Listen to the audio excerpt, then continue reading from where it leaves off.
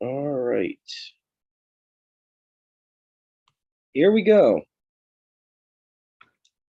All right. Okay, so we're gonna be live here, guys. Shabbat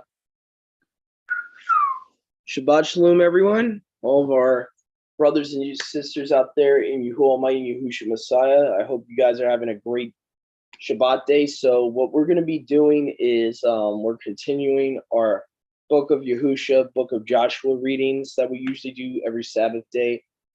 Today we're aiming for, Yahuwah willing, aiming for chapters 18 to 20.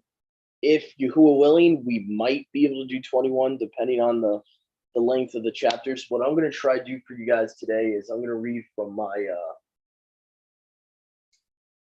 my Tom Horn's Septuagint here, but I will also have my TS 2009 with me as well, side by side, just to see if there's any differences, because I do believe we're going to see a lot more in the book of Yahusha here. We're going to see a lot of differences as we compare here. So, and I recommend what I remember we were on the off the topic last night. We were talking about the different Septuagints we have and stuff. I really recommend for those looking for a Septuagint, make sure you get one that has the book names on each page. I was not aware of this, but certain Septuagints don't tell you what the name of the book is, like in your physical Septuagint. So I really recommend, for that main reason, I recommend a really modern one like the Net New English translation of the Septuagint, or the Lexham, where they actually tell you, Book of Genesis, so on and so forth.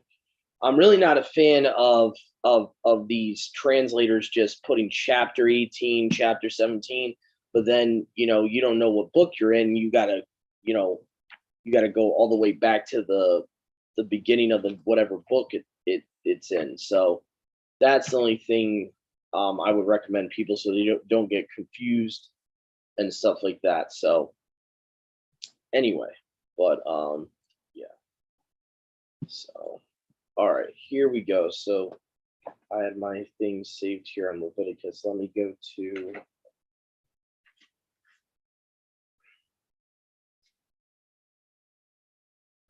okay, so we're going to be going to the book of Yahusha here. It's page 164. Yeah, I'm at page 177. So let me just...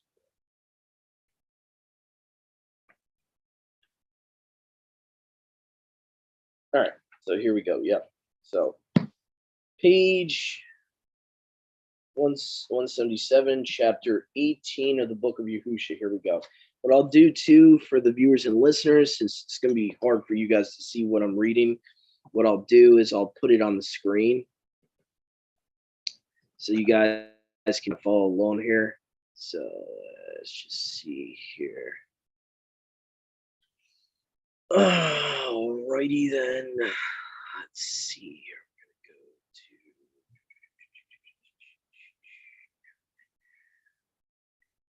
here we go. Chapter 18 of the book of Yahusha. Verse 1. And all the congregation of the children of Yashua were assembled at Silo, and they pitched the tabernacle of witness. Okay. And the land was subdued by them, and the sons of Yashua remained, those who not received their inheritance.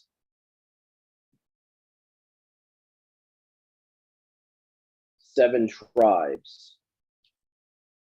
And Yahusha said to the sons of Yashua, how long will you be slack to inherit the land which Yahuwah our Eluah has given you? Appoint of yourselves 3 men of each tribe, and let them arise and go up through the land, and let them describe it for me, as it will be proper to divide it. And they came to him and divided to them 7 portions. Yehuda shall stand with them to them a border southward. So Yehuda's getting the portion southward. Baruch Imam. And the sons of Joseph shall stand to them northward. So Yusuf's sons get to have the north portion. And do you divide the land into 7 parts?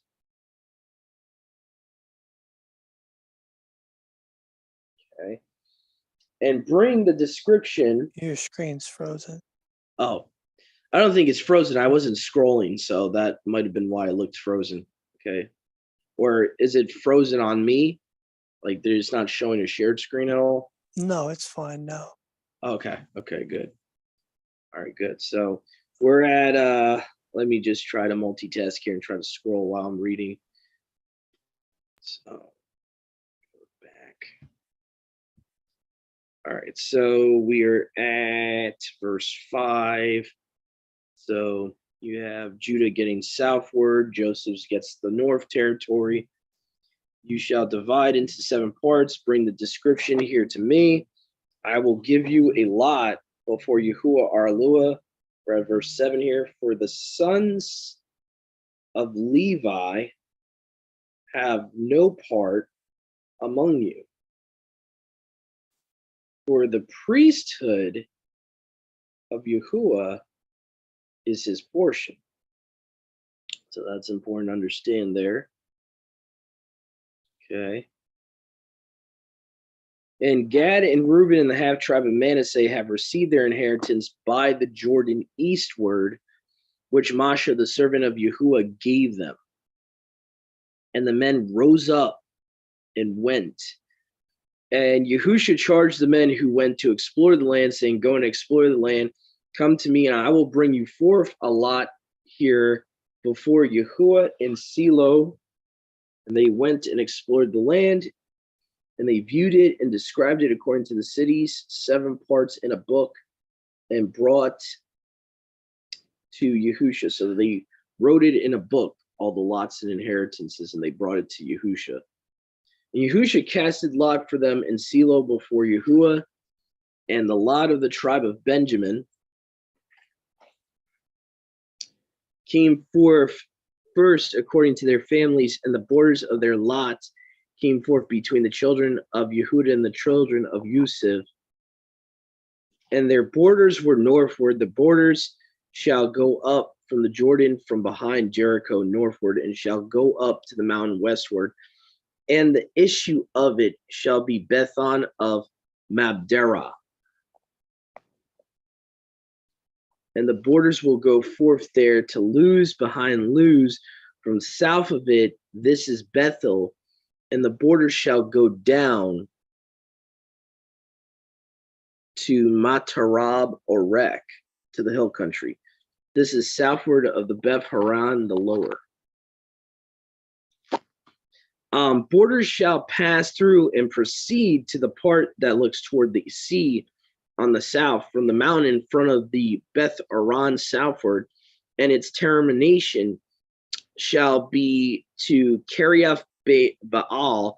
This is Kiriath Yarin, a city of the children of Yehuda. This is the part toward the west, and the south side of the part of the Kiriath Baal, and the borders shall go across to Gazin, to the fountain of the water of Naphthol.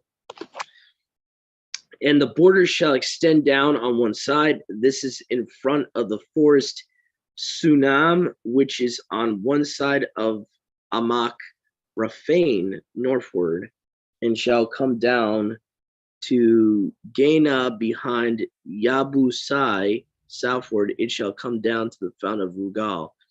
So it's interesting. It's mentioning the territory of that was formerly for the Raphaim. So that's very interesting. And the borders shall go across to the fountain of Beth Shemesh. All right, we're at verse 18 here. And shall proceed to Galiloth, which is in the front by going up of Athamin. They shall come down to the stone of Baon, and the sons of Reuben shall pass over behind Betharabah northward, and shall go down to the borders behind the sea northward. So this is the territory of Reuben here. Verse 19, and the termination of the borders shall be at the creek of the salt sea, northward to the side of the Jordan, southward. These are their southern borders. Now, the interesting part about that, the South Sea, the Salt Sea is another word for, I believe, the Dead Sea. So this would be, where Qumran was, basically. So I'm just making a little note about this. Yahusha 18, verse 19. The LXX mentions the Salt Sea, aka the Dead Sea.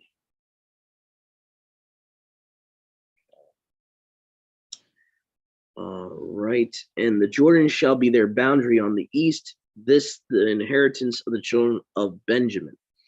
These, their borders round about according to their families.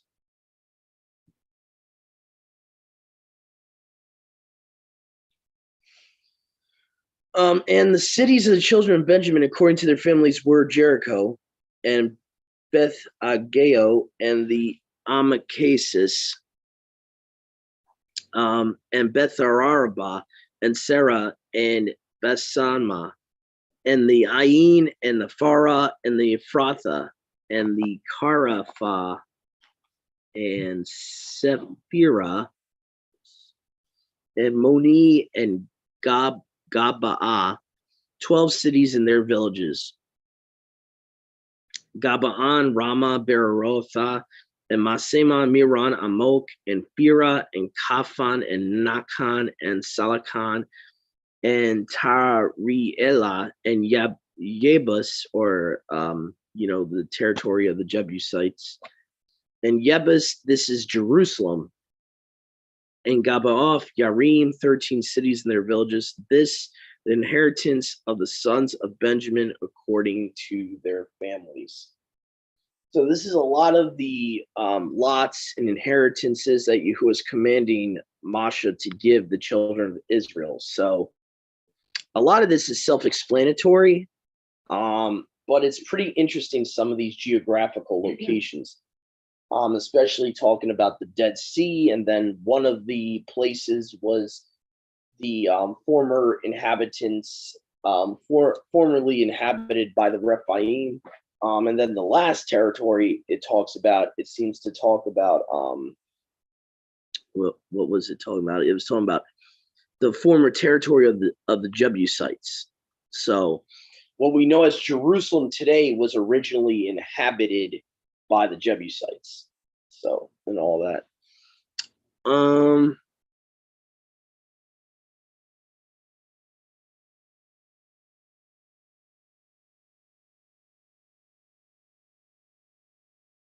Yeah, so I was noticing some interesting stuff there, definitely with the territory of the Raphaim.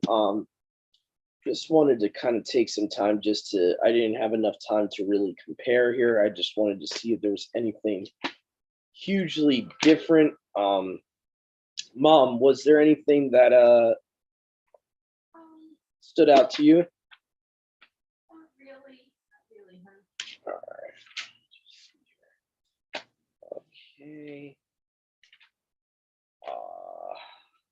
Just to mention, I think that it's called the Salt Sea because according to what I've learned, it's the saltiest sea in the world.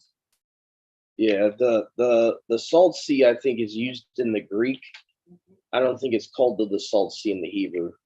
From what I remember, when the LXX says Salt Sea, the Masoretic will say Dead Sea. From what I remember.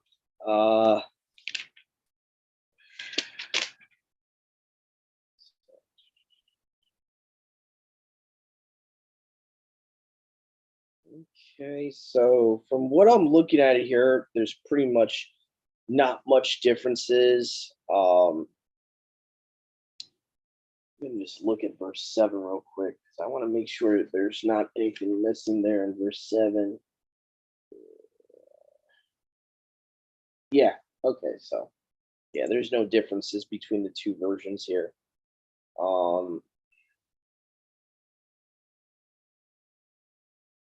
The only thing I see here, hold on a second, I see something. I'm surprised no one caught this. or am I in the right chapter here? Hold on. Talked about where the king. No, that's the previous chapter. Never mind. I thought there was a huge thing missing in the LXX there about the Canaanites, but no. Okay. Okay. So the Masoretic will, in verse 13, use the terminology lose, a little bit different. Bethel. Okay. So a little bit of different terminology there in verse 12. It's or my bad, verse 13. Okay, okay. Yeah, I don't see much difference in the geographical locations that are being mentioned, other than one is talking about Bethel.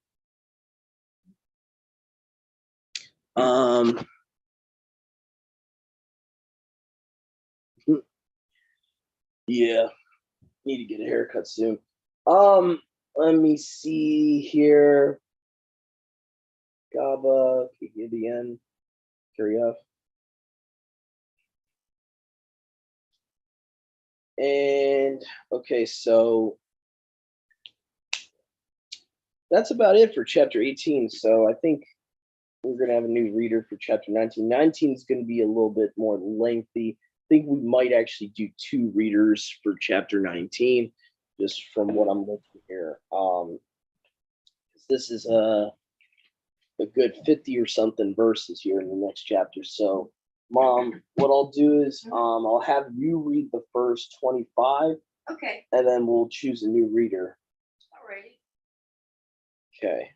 Whenever you're ready. Okay, this is the allotment for Simeon. The second lot came out for the tribe of Simeon, clan by clan. Their inheritance lay within the territory of Judah.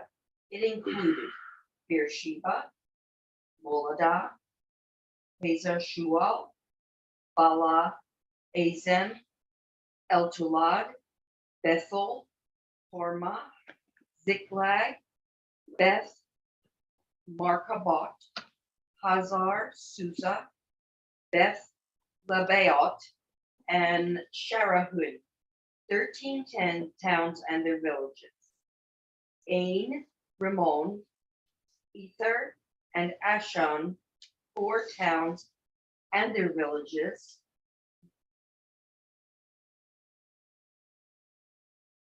And Caleb, son of Yefuneh, as his possessions. So, let's get a page. Y'all are cutting in and out. Okay. Yeah, I might have to put my phone near you, Mom, because probably Okay. it's not going to pick you up. Yeah, I think I turned 2 pages though. All right. Okay, beginning, let's just begin at verse 7. Ain, Rimmon, Ether, and Ashan, 4 towns and their villages. And all the villages around these towns, as far as Baalat, Beer, Ramah, then it's got in parentheses Ramah in the Negev. This was the inheritance of the tribe of Simeonites, clan by clan. The inheritance of the Simeonites was taken from the share of Judah, because Judah's portion was more than they needed. So the Simeonites received their inheritance within the territory of Judah. The third lot, now this is for Zebulun, the third lot came up for Zebulun clan by clan. The boundary of their inheritance was as far as Sarid.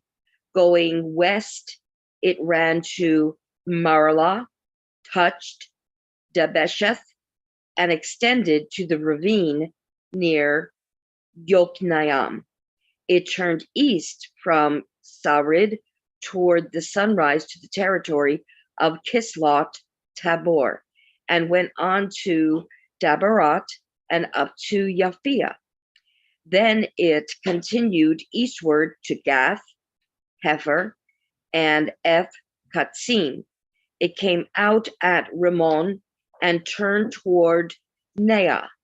There the boundary went around on the north to Hanatan and ended at the valley of Epat El. Included were Katat, Nahlal, Shimon, Idala, and Bethlehem. There were 12 towns and their villages. These towns and their villages were the inheritance of Zebulun, clan by clan. Allotment for Yitzhakar. The fourth lot came out for Yitzhakar, clan by clan. Their territory included Yezreel, Kesulot, Shunem, Haparaim, Shion, Anaharat, Rabath, Kishion, Abez, Remet, and Ganim, and Hada, and Beth Patzez. The boundary touched Tabor, Shahazumah, and Beth Shemesh, and ended at the Jordan. There were 16 towns and their villages. These towns and their villages were the inheritance of the tribe of Yitzhakar, clan by clan. Okay, allotment for Asher. The fifth lot came out for the tribe of Asher, clan by clan. Their territory included Halkat, Hali, Beten, Akshaf, Alamelech, Amad, and Mishal. On the west, okay, I think I'm at verse 25 now. So it's kind of in the middle of All right. things. Yeah. Mm. All right. So let's see here. We got a couple people that haven't had a chance to read yet. So, Brother Dennis, would you like to pick up at verse 26 of chapter 19? Okay. Can you hear me all right? Mhm. Perfect. Yep. Perfect. Okay. 26. And Elimelech, and Amad, and Meshal. And it reached the Mount Carmel westward, and to Brook Shihor Libnath, and turned toward the sunrise to Beth Dagon, and reached to Zebulun, and to the valley of Yethna El. Then northward beyond Beth Emek and Neel, and went out to Kabul, which was on the left, and Hebron, and Rehoboth, and Hammon, and Cana, as far as Great Zidon. And the border turned to Ramah, and to the strong city Zor. And the border turned to Hasha, and ended at the sea from the coast of Akzib. And Umah, and Aphek, and Rehob were included, 22 cities with their villages. This was the inheritance of the tribe of the children of Asher for their clans, these cities with their villages. The sixth lot came out of the children of Naphtali, for the children of Naphtali for their clans. Their border was from Pilith, from the terebinth tree in Zaanan, and Adami, Nekeb, and Yethniel, as far as Lachem, and it ended at the Yarden. And the border turned westward to Asnah, Tabor, and went out from there toward Hukok, and reached to Zebulun on the south side, and Asher on the west side, and ended at Yehuda by the Yarden toward the sunrise. And the cities of defense were Ziddim, Zor, and Hamath, Rikah, and Kinnereth, and Adama, and Ramah, and Hatzor, and Kadesh, and Andrei, and in Hatzor, and Huron, and Migdal, El Horam, and Beth Anas, and Beth Shemesh, 19 cities with their villages. This was the inheritance of the tribes of the children of Naphtali for their clans, cities with their villages.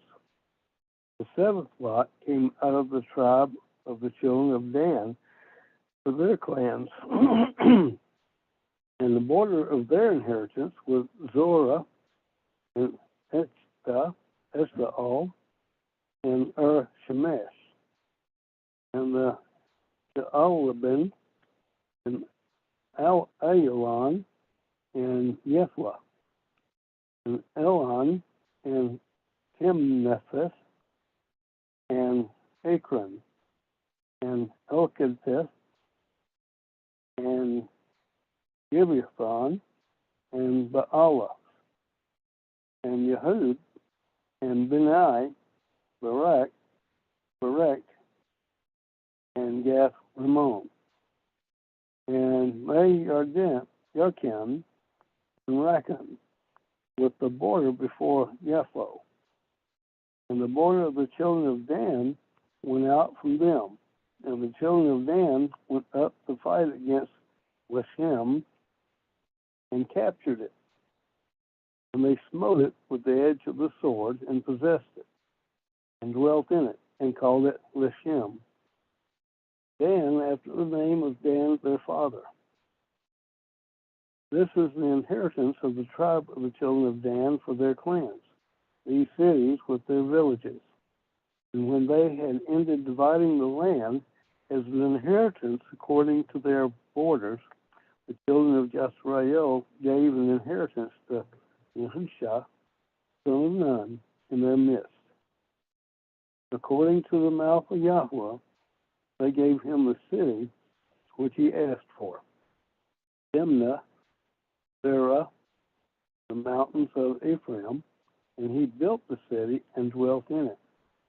These were the inheritance which Eleazar the priest and Yahusha, son of Nun, from the heads of the fathers of the tribes of the children of Yisrael, divided an inheritance by lot in Shiloh before Yahuwah.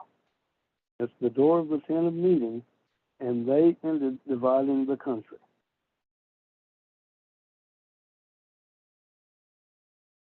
A lot of hard to pronounce names. I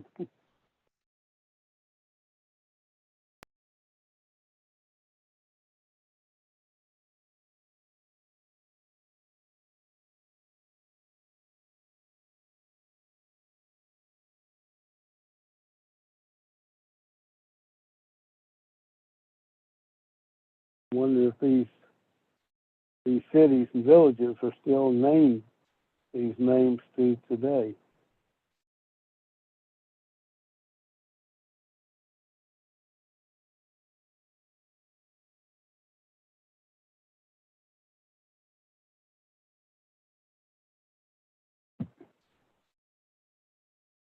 Doug, are you there?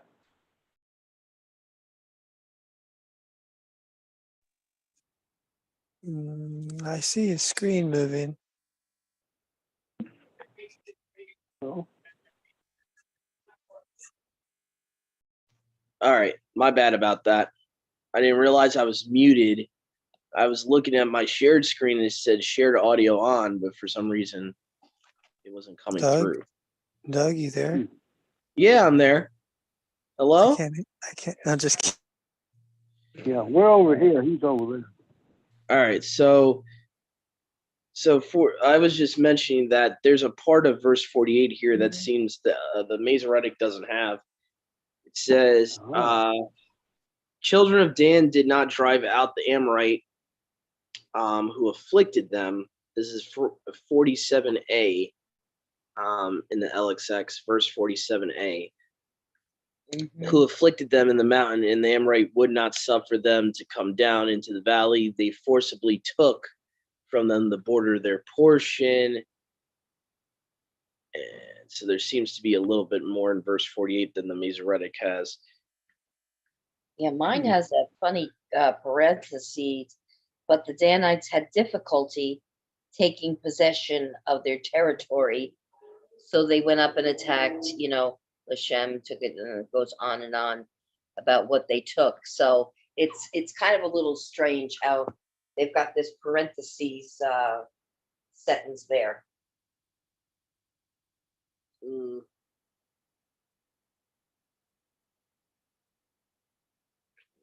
Yeah, they're probably putting in parentheses because the Masoretic doesn't have it. You okay, Mom? Yeah. Actually, what the part I was talking about was verse No. 48. See how in yours, verse 48 just says, these towns and their villages were in the inheritance of the tribe of Dan, clan by clan. It says period and it stops. Now in the Septuagint, Mom, it has a whole other sentence. Oh, okay. It says, and the children of Dan did not drive out the Amorite who afflicted them in the mountain. And the Amorite would not suffer them to come down into the valley, but they forcibly took it from them, the border of their portion. So it's telling about how the Septuagint includes an extra sentence in that same verse that tells you what happens to the Amorite there. So that's probably why your Bible, your NIV, has it in parentheses, what's going on in verse 47, because it probably is, because I have an extra thing in 47 too. So the NIV is probably trying to let the reader know that other manuscripts have something additional in those verses in 47 and 48. So that's probably what they're trying to do. Let me see if your footnotes have anything. Hebrew manuscripts, some Hebrew manuscripts see also Joshua 21, verse 30. Most Hebrew manuscripts, Hebron, Septuagint. There's a little footnote, says Septuagint, semicolon Hebrew West, Judah and the Jordan. So they at least try to let you know there's differences there. But yeah, that's where the Septuagint comes in here. So you have in verse 47 and 48, there's added details that the Septuagint has that the Masoretic doesn't at all. In 47, it talks about the part that's missing. It says, and the Amorite continued to dwell in Edom, and Salamine and the hand of Ephraim prevailed against them, and they became tributaries to them. So that's kind of important to leave out. That's actually talking about that Ephraim themselves basically took over this portion of the land of the Amorites, and the Amorites became slaves to them. So that's kind of weird that the Masoretic text is leaving that out. And then again, that the fact that it's Ephraim doing that, maybe that makes more sense than I would think, because the Yahudim of Yahusha's time did not like the northern house, and they actually did not consider them even their brothers. And there's all types of historical stuff with that, where the Ephraim, a lot of them intermingled with the nations. They became known as, some of them of the house of Israel would have became known as the Samaritans, and the Pharisees hated the Samaritans. So kind of makes sense why they would leave that part out if it's talking about Ephraim here. Kind of makes sense. I've recently noticed in portions from Hosea where the Masoretes changed the verse to make it look like Judah was more righteous. So there's an agenda there. There's definitely an agenda there. So anything to take away credit from their northern house brothers, I could see them doing that. So, but anyway, and then the portion from 48 that's missing again is saying, the children of Dan did not drive out the Amorite who afflicted them in the mountain, and the Amorite who would not suffer them to come down into the valley, but they forcibly took from them. Sorry, guys. They forcibly took from them the border of their portion. Pollen must be out today. Jeez. Yeah, it's bad. Okay, so those are the two main things I took away from this chapter that seemed different. Trying to think what else. Akron. A lot of different names here. We see that some of the cities are named after people here. We have their borders were Sarath and Asa. I find it interesting. You have Asa there in verse 41. We know that wasn't there a Levite priest named Asa or or no, there was a Asaph. king. There was a king of Judah. Wasn't he called Asa or Asa? Oh, Asa. Yeah. ASA. Yes. Yeah. So you have a king of Judah later on that Mhm. has that same name. Trying to see if there's anything else that really stood out. Oh, so a lot of this territories that's being talked about were inheritances for Naphtali, Dan. Mhm. Oh, this is what I wanted to talk about. Multiple times, for whatever reason, the author here is trying to put our attention on the territory of Tyre here. Because 3 different times in this chapter, this I always take notice of this. When you see things in multiples in scripture, there's a reason Yahuwah is doing that. Mhm. Verse 35, the walled cities of the Tyrrhenians, Tyre. And then you have verse 28 and 29. Elbon, Rahab, Emion, Kanthan to Great Sidon. Great Sidon. That's interesting. Something about it being great. I wonder if Sidon was a big empire at some point in time or something like that, or Tyre was like a big empire at some point. And it talks about, and the border shall turn back to Ramah into the fountain of Masphasat, and the Tyrrhenians, again, Tyrrhenians, Tyre. The border shall return to Yasif, and their going forth shall be the sea, and the Poleb, and Ekozog. What's interesting about Tyre is later on when we look at the generation of David, of Daud, in that particular time period, he had a friend who was the king of Tyre, Hiram, who actually was genetically part Israelite. So it kind of makes sense how that could happen if Israel inhabits that territory. Mind you, it says the land of Tyre is given to Israel. So you have Israelites way before Hiram's ever born inhabiting Tyre.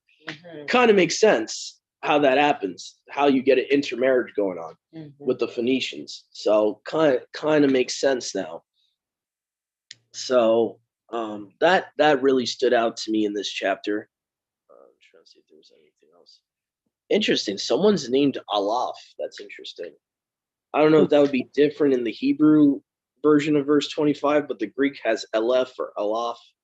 And their borders were Exelakef and Aleph and Bethok and Keaf. So that's kind of interesting. A place named Aleph. That's interesting. So also this chapter talks about Asher's territories, obviously, here. So we got territory of Asher, Issachar, Dibiron, Kisan, Rebez. Okay, so Zabulon is mentioned at some point in this chapter. So you have the inheritance for Zabulon. Okay. Let's see here. Cities as far as Balak or Balak, verse 8. And then go to Bameth southward. I wonder, this is the inheritance of the tribe of the children of Simeon according to their families. I wonder where that would be, Balak.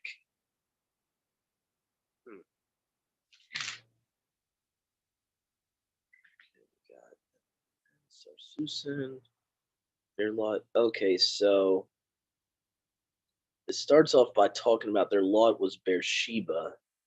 So I guess all these places would be in the territory of Beersheba. Okay, interesting. And this chapter specifically starts with the lot of Simeon, the tribe of Simeon, and all that. So very interesting stuff. So pretty much self-explanatory. A lot of this is just like lots of inheritances. You'll see this in the book of Chronicles and Numbers and other books like that, where there's certain chapters that deal with just casting lots and their inheritances and their family inheritances. So now we're at chapter 20 here. So we might do chapter 21 today, depending on oh wow, 20's quick. All right, so you know what? Just to get 20 done so we could have another reader for chapter 21, I think I'll do 20. It's like only 9 verses. Yeah. So we'll just jump right into that. Let's see here. So chapter 20 of the book of Yahusha.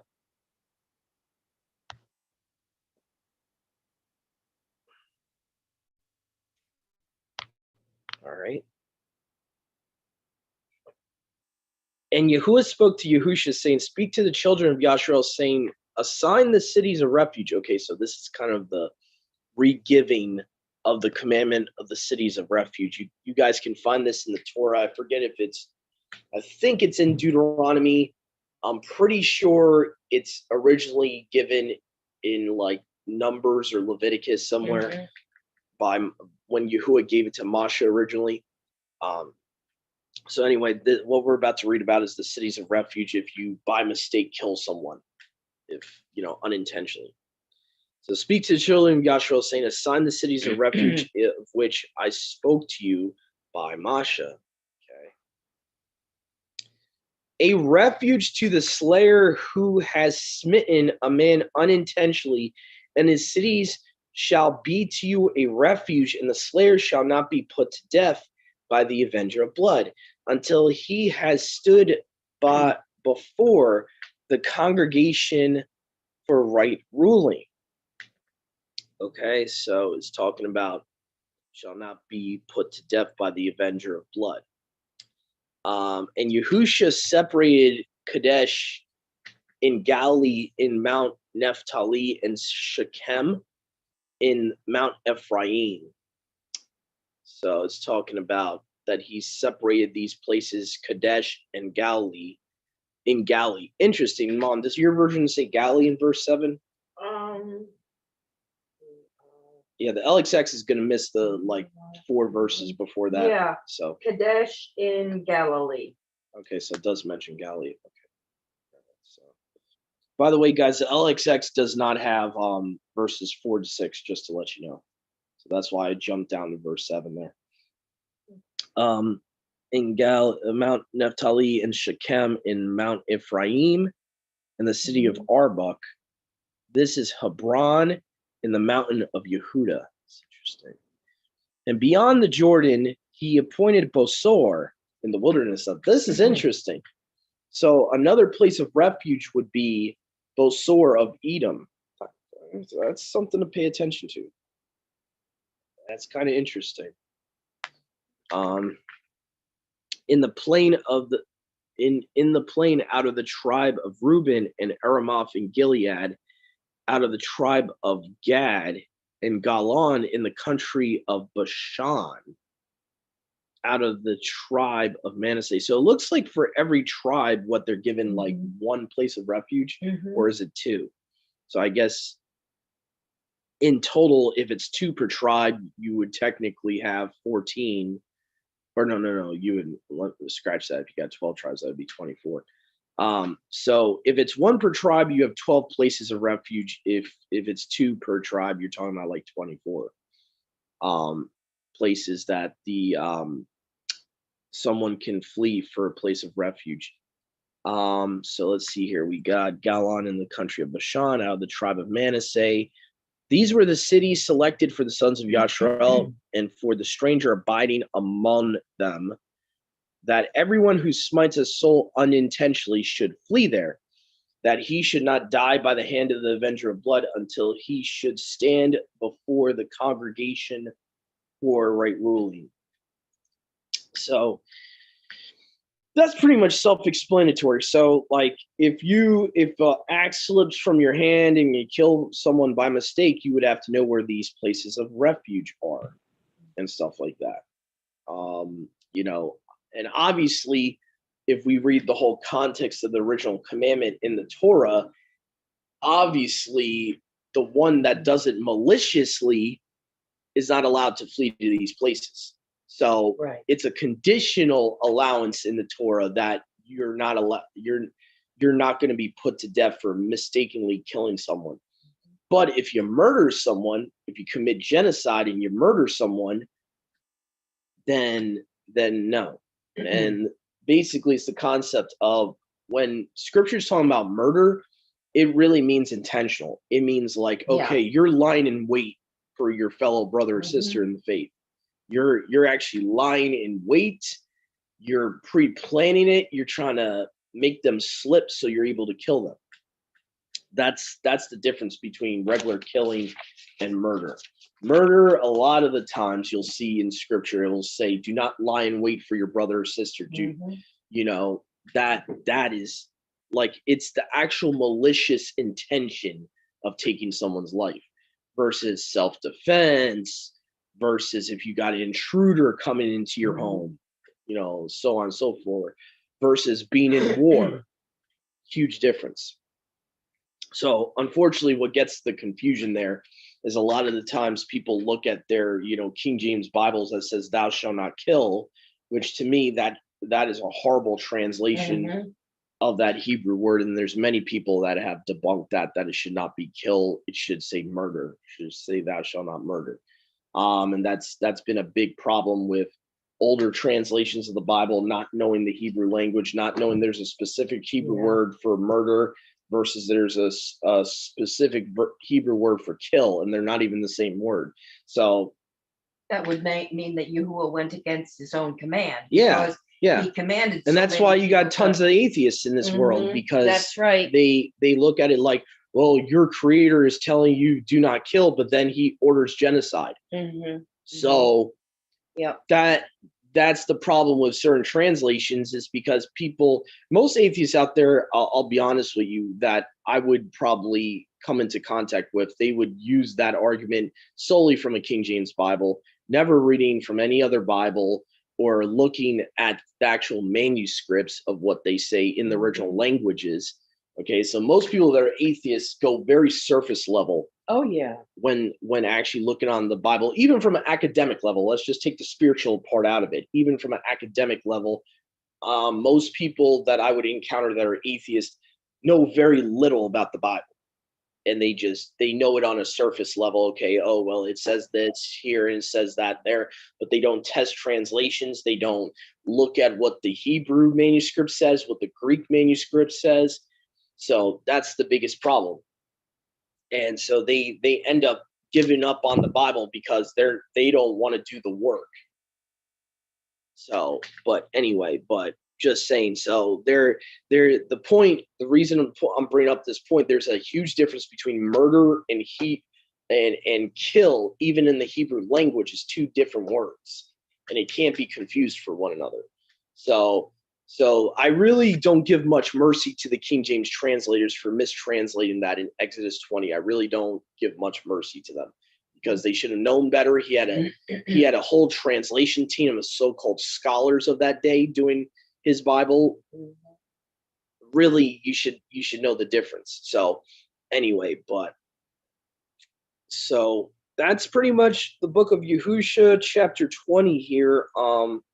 Like I said, for you guys to get the full story of this commandment here, I recommend go on Blue Letter Bible or something, search this commandment out, and you're going to find it's at least in one or two other places where he gives the full version of this commandment, where he talks about there's a difference between a guy that, basically kills his brother by mistake, did not plan to do it in before time, versus murder. And the murderer would not be given this place refuge.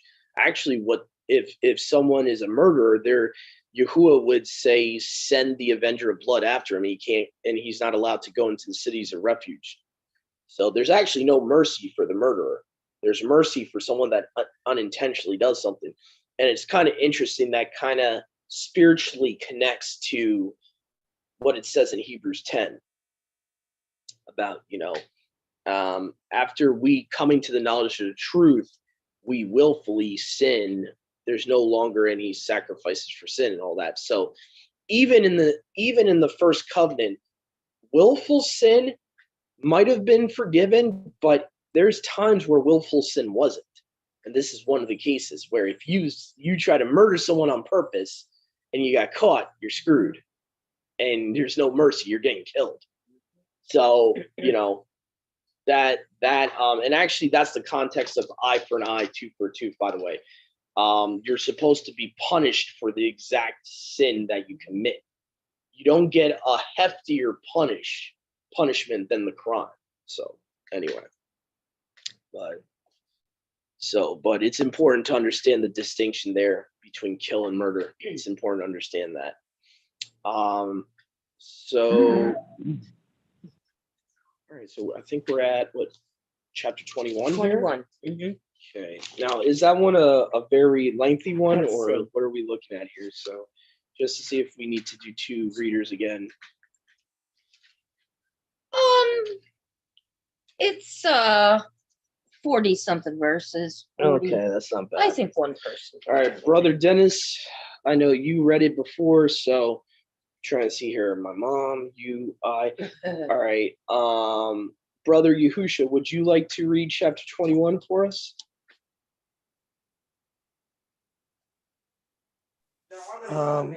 Yeah. We're reading 4 chapters today. Just because 20 was such a short one. Okay.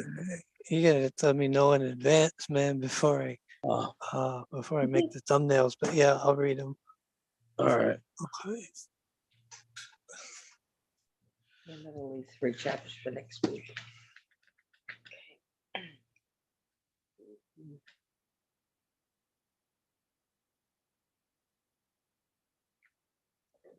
see here. Get the screen up here.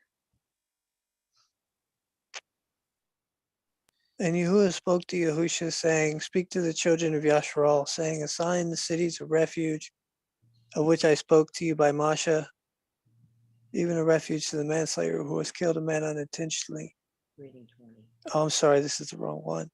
And the heads of the families of the sons of Louis drew near to Alazar, the kahuna priest, and to Yahusha, the son of Nun, and to the heads of families of the tribes of Yasharal. And they spoke to them in Shiloh in the land of Canaan, saying, Yahuwah gave commandment by Moshe to give us cities to dwell in the country round about for our livestock. So the children of Yasharal gave to the Luim in their inheritance by the command of Yahuwah the cities in the country round. And the lot came out for the children of Kahath and the sons of Aaron and the Kohanim, or the priests, the Luim, had by lot 13 cities out of the tribe of Yehuda, and out of the tribe of Shemaun, and out of the tribe of Benjamin. And to the sons of Gaath that were left were lot 10 cities, out of the tribe of Ephraim, and out of the tribe of Dan, and out of the half tribe of Manasseh. And the sons of Gershon had 13 cities, out of the tribe of Issachar, and out of the tribe of Ashar, and out of the tribe of Naphtali, and out of the tribe of, or the half tribe of Manasseh and Bashan. And the sons of Merari, according to their families, had by lot 12 cities, out of the tribes of Reuben, and out of the tribe of Gad, and out of the tribe of Zabulon. And the children of Yashral gave to the Luim the cities and their suburbs, as Yahweh commanded Moshe by lot. And the tribe of the children of Yehuda, and the tribe of the children of Shemaun, and of the tribe of the children of Benjamin, gave these cities, and they were assigned to the sons of Aharon of the family of Gaath, of the sons of Louis, for the lot fell to these. And they gave to them Kirjath Arba, the metropolis of the sons of Anuk. This is Hebron, and the mountains of Yehuda, and the suburbs surrounding it.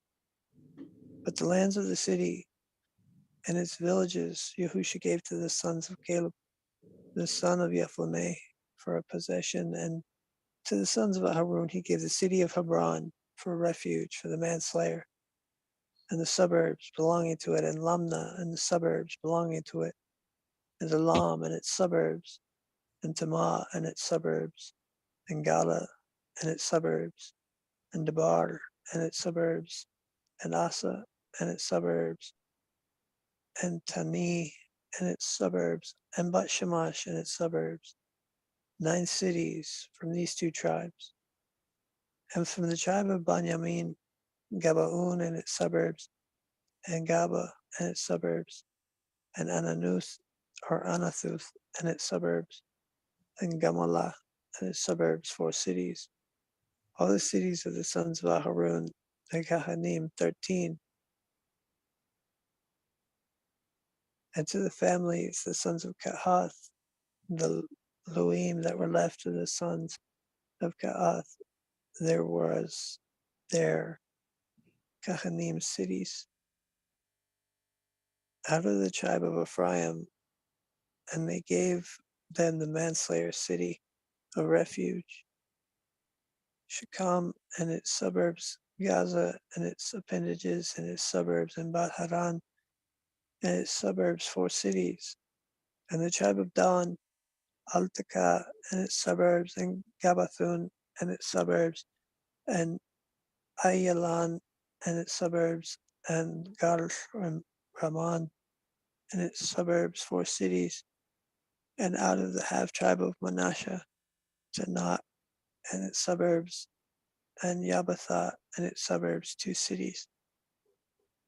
In all 10 cities and the suburbs of each belonging to them, to the families of the sons of Gaath that remain, and to the sons of Gad's son Elohim out of that other half tribe of Manasseh, cities set apart for the manslayers, Gilan in the country of Bashan and its suburbs, and Basara and its suburbs, 2 cities.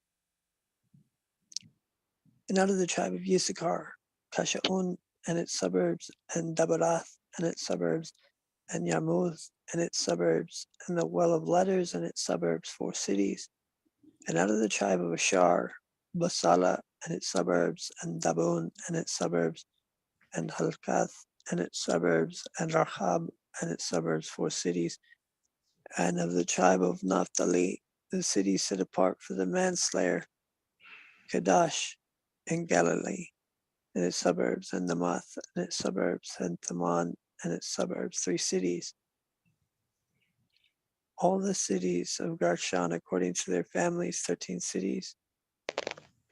And to the family of the sons of Merari, the Luim that remained, of the tribe of Zabulun, Ma'an and its suburbs, and Karta and its suburbs, and Sala and its suburbs, 3 cities. And beyond Yardan over against Jericho, out of the tribe of Rauban, the city of refuge for the manslayer, Bazar in the wilderness, Miso and its suburbs, in Yazar and its suburbs, and Dakman and its suburbs, and Matha and its suburbs, 4 cities. And out of the tribe of God, the city of refuge for the manslayer, both Ramoth and Galaud and its suburbs, Kamun and its suburbs, Hashban and its suburbs, Yazar and its suburbs, the cities, 4 in all. All these cities to the sons of Merari, according to the families of them that were left out of the tribe of Lui, and their limits were the 12 cities. All the cities of the Luim in the midst of the possession of the children of Yasharal, 48 cities, and their suburbs round about these cities. A city and the suburbs round about the city to all these cities. And Yahusha ceased dividing the land by their border. And the children of Yasharal gave a portion to Yahusha because of the commandment of Yahuwah. They gave him the city which he asked. They gave him Tamnasakar and Mount Ephraim, and Yahusha built the city and dwelt in it. And Yahusha took the knives of stone in which he circumcised the children of Yasharal that were born in the desert by the way, and put them in Tamnasakar. So Yahuwah gave to Yasharal the land which he swore to give to their fathers, and they inherited it and dwelt in it. And Yahuwah gave them rest round about as he swore to their fathers. Not one of all their enemies maintained his ground against them. Yahuwah delivered all their enemies into their hands. There failed not one of the 2 things which Yahuwah spoke to the children of Yasharal. All came to pass.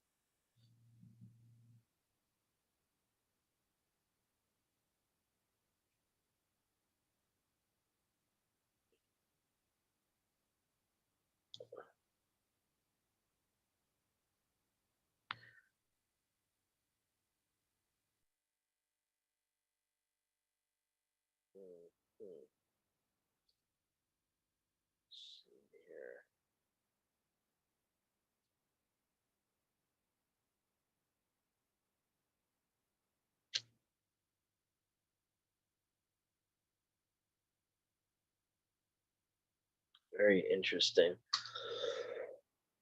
So even though the Levites didn't have a quote unquote land given or portion given. They were still given these outer cities, Mhm. these suburbs to live in. So that's kind of interesting. Let's see here.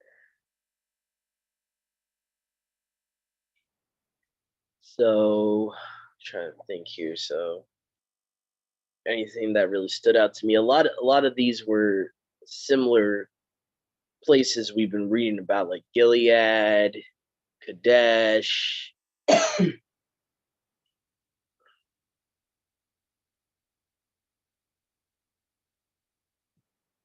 They were actually given 12 cities. Wow. Okay. So just the clan of Merari. Wow. 48 cities. There's suburbs around about these. Now it looks like that the Masoretic is missing some stuff in verse 42, possibly. It either that or the numberings, the verse numberings might be a little bit off. It talks about the city of suburbs, round about the city. The children of Yashrael gave a portion to Yahusha because of the commandment of Yahuwah. They gave him the city which he asked. They gave him Tamnasakar and Mount Ephraim, and Yahusha built the city and dwelt in it.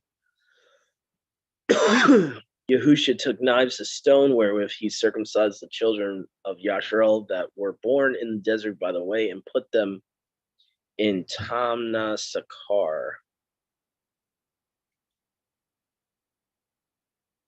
So interesting. It reiterates the event of him circumcising those that didn't get circumcised in the wilderness.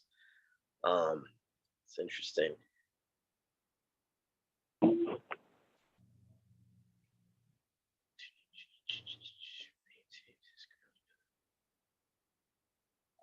Verse 44 is kind of giving a summary about all the people they dispossessed and that Yahuwah gave them into Yashrael's hands.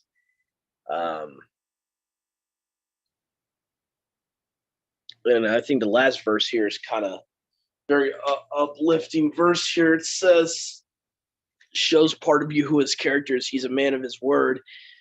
Therefore, not one of the two things which, not any of the two things which Yahuwah spoke to the children of Yashrael all came to pass. So when Yahuwah says he's going to do something, he's going to do it. And we'll see a couple chapters from here when Joshua is like giving the same kind of charge that Moshe gave. He reminds them of that. So he pulls from that area to remind them that not one of the promises that he made to you was not fulfilled. Yeah, hallelujah. All right. So I think that's going to conclude pretty much our study for today. Hopefully you guys got something out of this. I know we did a little bit more of a reading today than we usually do, but I figured since chapter 20 was such a short chapter, so I apologize for not letting you know, bro, ahead of time. I'll make sure next No time. worries, bro. No I'll worries. try to be a little bit more diligent during the week so that I know how the chapters are going to be. I mean, by default, next week, since we're finishing the book, it's definitely only going to be 3 chapters next week.